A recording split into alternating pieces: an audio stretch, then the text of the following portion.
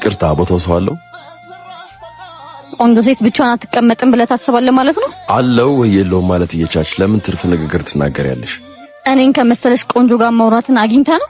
ይቅርታ ውሃ ታመጣልኝ? እና ቆንጆ ነኝ እያልሽ ነው? አይንህን ተጠራጥራ ከሆነ እኔን የምትጠይቀኝ? የኔት እዚህ ካፌ ለምን እንደተቀመጥሽ ባላቅም ግን የተቀመጥሽው መልክሽን ብቻ ይዘሽ ከሆነ ያለሽ እሱ ብቻ ነው ማለት ነው። ምን እያልክ ነው አልገባኝም። እያልኩሽ ያለውትማ ወንድ ልጅ ነቅቷል። ከሴት ልጅ ውበትና ወጣትነቷን ብቻ ሳይሆን ስራና ጥንካሬዋን ማየት ጀምሯል።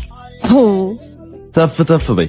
ቁጭ ብሎ የሚመጣ ገንዘብ አለ ብሎ መጠበቅ ያኔ ሰማይ ቅርብ በነበረ ጊዜ ቀር እና ውበት መለኪያ አይደለም። ውበት የሥራ ፈቶችና የገላ ቀማሾች መስፈርት ነው። ደህና ሁኚ። ስራ ፈት አንተ ነህ ሲያስጠላ